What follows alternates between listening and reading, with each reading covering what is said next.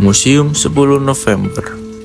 Museum ini berada di kawasan Tugu Pahlawan dan dibangun untuk mengenang peristiwa heroik pertempuran 10 November 1945.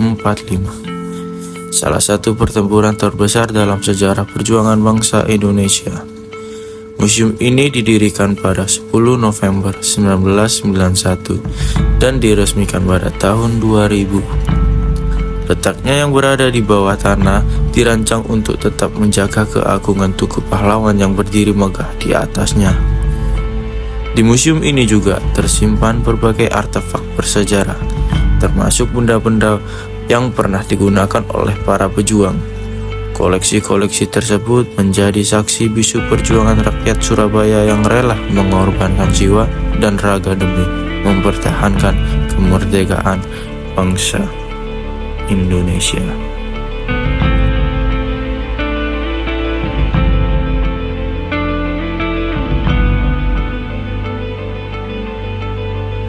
Pertempuran Surabaya menjadi simbol perlawanan rakyat Indonesia terhadap upaya penjajahan kembali.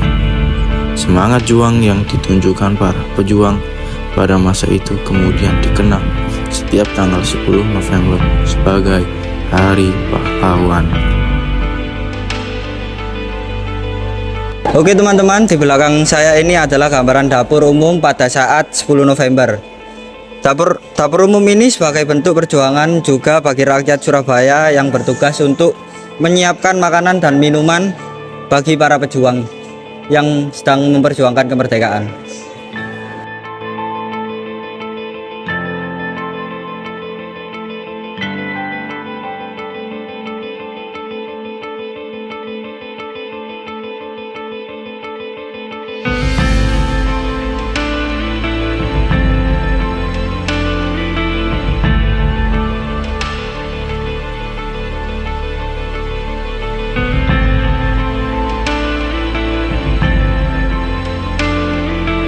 Sekarang saya berada di Museum 10 November dan di belakang saya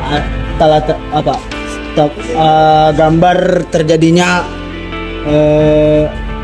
perobekan bendera merah putih di Hotel Yamato, merupakan salah satu peristiwa dalam sejarah perjuangan kemerdekaan Indonesia yang terjadi pada tanggal 19 September 1945 di Hotel Yamato.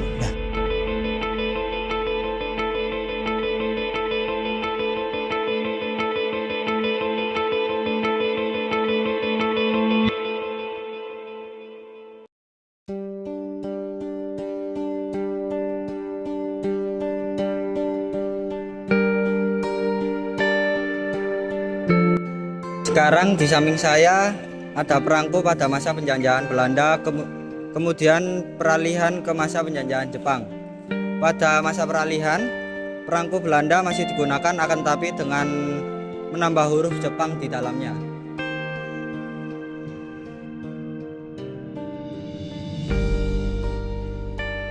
Di etalase ini dipamerkan koleksi uang kertas dan koin lama yang digunakan pada masa penjajahan. Koleksi ini menunjukkan perkembangan sistem mata uang sekaligus menjadi saksi perjalanan sejarah ekonomi dan perdagangan di Indonesia.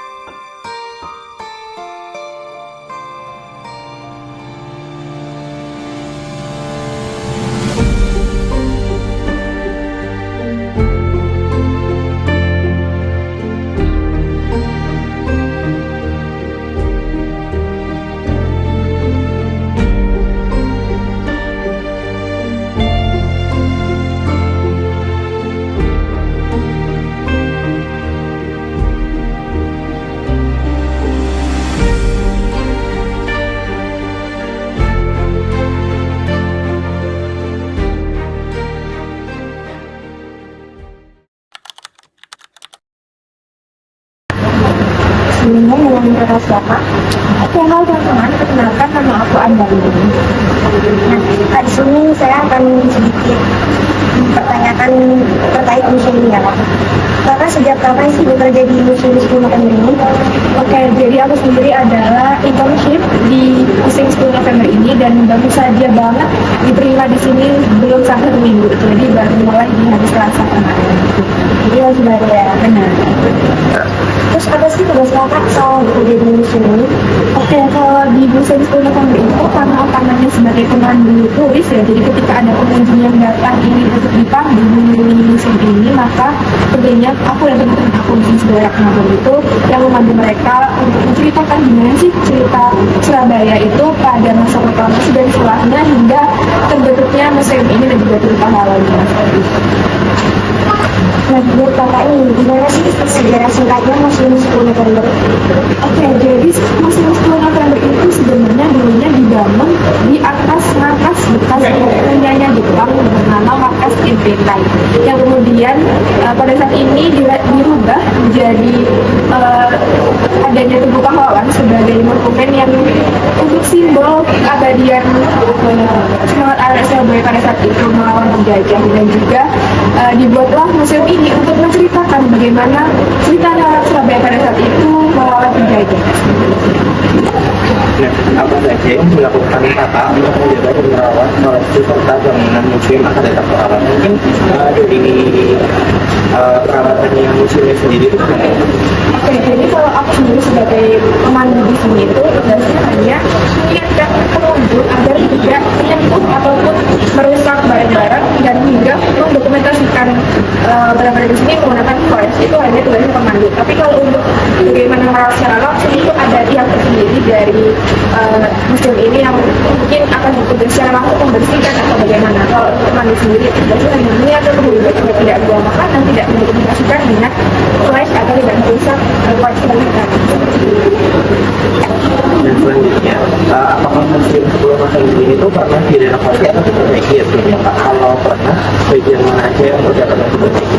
Oke, kalau Museum 10 November sendiri tidak pernah mengalami perbaikan atau renovasi dalam bentuk apapun. Mungkin kita hanya selalu menjaga untuk memelihara koleksi-koleksi yang ada di Museum 10 November ini.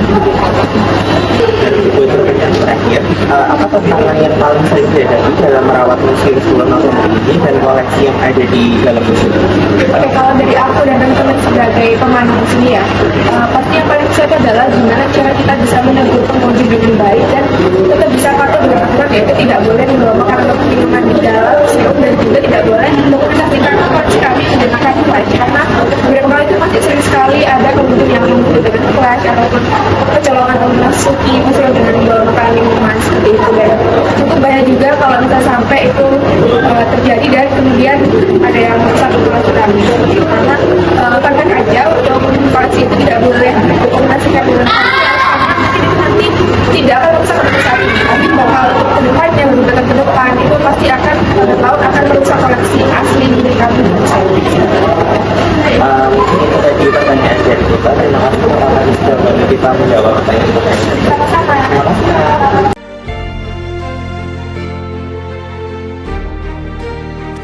Di tengah kawasan bersejarah Peneleh, Surabaya, berdiri sebuah rumah sederhana yang menjadi saksi lahirnya pemikiran besar bagi bangsa Indonesia. Rumah ini yaitu dikenal sebagai Museum House Cokroaminoto, sebuah tempat yang menyimpan jejak perjuangan, pendidikan, dan pergerakan nasional Indonesia. Haji Umar Said Cokroaminoto merupakan salah satu tokoh terpenting dalam sejarah pergerakan nasional. Sebagai pemimpin Sarekat Islam, beliau dikenal karena gagasannya tentang persatuan, keadilan sosial, dan kemerdekaan bangsa dari penjajahan. Melalui pemikiran dan kepemimpinannya, Cokroaminoto menjadi inspirasi bagi banyak tokoh besar Indonesia. Rumah yang kini menjadi museum dahulu bukan sekedar tempat tinggal keluarga Cokroaminoto. Disinilah para pemuda dari berbagai latar belakang berkumpul, berdiskusi, dan menimba ilmu bersama.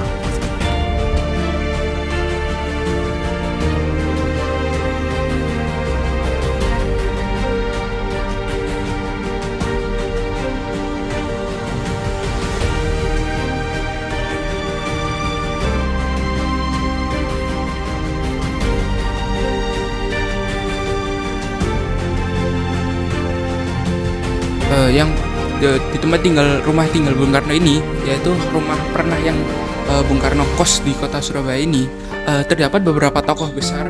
Contohnya adalah Pak Kartosuwirjo. Beliau adalah seorang mistikus Islam di Indonesia yang juga berpengaruh terhadap kemerdekaan Indonesia. Yang kedua adalah Alimin. Alimin adalah tokoh pergerakan Indonesia yang juga seorang yang masuk ke dalam partai komunis. Yang ketiga adalah Musso. Musso adalah pemimpin pemberontakan PKI yang terjadi pada tahun kurang lebih 1960-an. Yang keempat adalah Semaun. Semaun juga adalah tokoh penting yang berada di PKI yang juga langsung bersahabat dengan satu lagi bernama Darsono. Kelima adalah Semaun dan Darsono. Dua tokoh ini adalah dua tokoh penting pada pemberontakan PKI yang pemimpin utama dan pendiri utama Partai Komunis Indonesia. Keduanya merupakan mantan murid dari tokoh Hos Cokro Aminoto yang kemudian membawa haluan sosial Marxis dalam organisasi tersebut. Tak foto.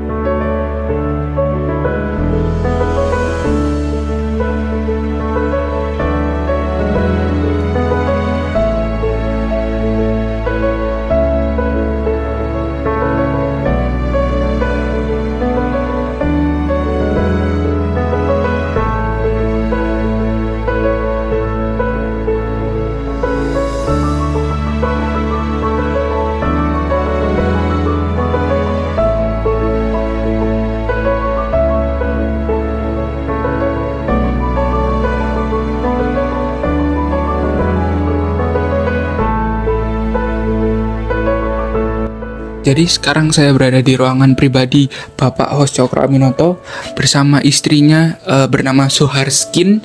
Ya, beliau bersama istrinya tinggal di sini dan tidur di ruangan ini. Di sini tempat beliau menaruh pecinya mungkin sehabis sholat atau sehabis bertemu seseorang, karena Bapak Hos Cokro Aminoto ini dengan ciri khasnya yaitu memakai topi ini, bukan topi, kopiah, memakai kopiah yang juga digunakan sebagai sholat dan bertemu dengan seseorang yang penting dan besar.